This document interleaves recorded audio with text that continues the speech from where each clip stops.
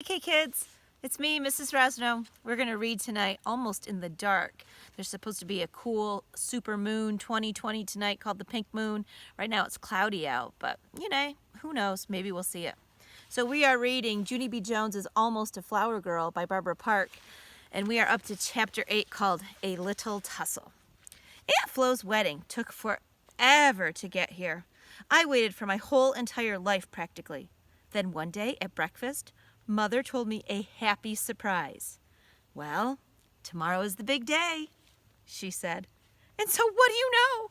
My very first wedding was almost here. That night, I could hardly even sleep.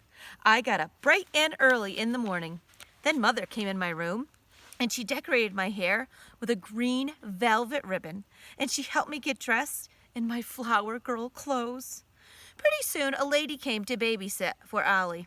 Then me and Mother and Daddy got in the car, and we rode to the church together. And guess what? There was a million bajillion people there already. I hurried up the steps.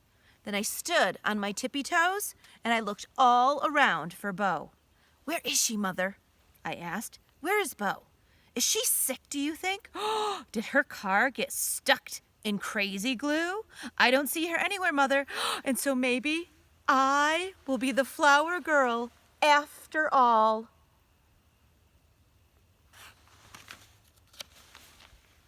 Mother smoothed my hair very nice.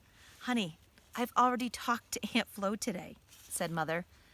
And Bo is feeling fine. She's probably getting dressed with the bridesmaids." Mother smiled. "Let's be happy for her, okay?"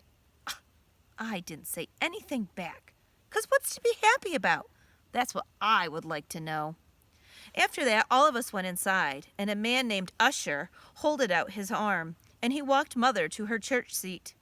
Me and Daddy followed them down the aisle. And guess what? I still didn't trip. 3 ladies smiled at me. I smiled back. "Hello, ladies. See how good I am walking down this aisle? Too bad I'm not the flower girl, right?" My voice sounded loud in the church.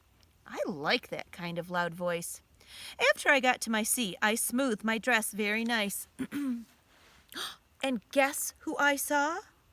I saw my Grandma Helen Miller. She was sitting right in the front of me. I tapped on her head. Grandma Miller, it's me. It's your grandgirl. It's Junie B. Jones. Look how grown up I am being, Helen." Then Grandma smiled and winked, and she said, "Don't call her Helen." After that, the organ started to play real loud, and everybody stood up. Then all of a sudden, I looked back at the back of the church, and what do you know? I saw Bo. She was walking right down the aisle, and she was throwing pink flower petals on the floor. Oh, it looked like fun, I tell you. My heart got very pumpy and poundy inside because Bo was coming right in my direction. And so that's how come a great idea popped into my head, and it's called, hey, maybe Bo wouldn't mind if I took 1 or 2 petals out of her basket and threw them, because that would be fair of her, I think.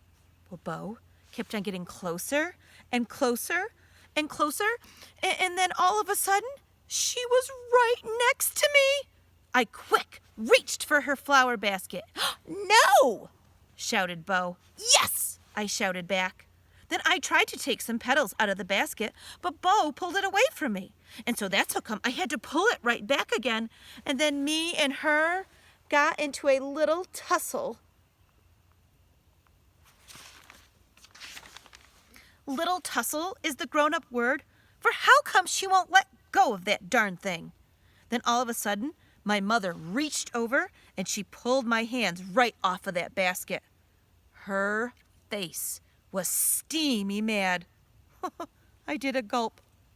"Hello, how are you today?" I said, kind of shaky. I am fine, only I just wanted 2 little petals, but that plan did not work out apparently, and so now I will just behave myself for the rest of this wedding, I think." After that, I smoothed out my skirt and I fluffed up my hair and I acted like my best grown-up lady. And that is the end of chapter 8. Oh my goodness, kids, can you believe she did that? Junie B reached out into the aisle and tried to take some of the petals. So that's what a little tussle is. They were fighting back and forth.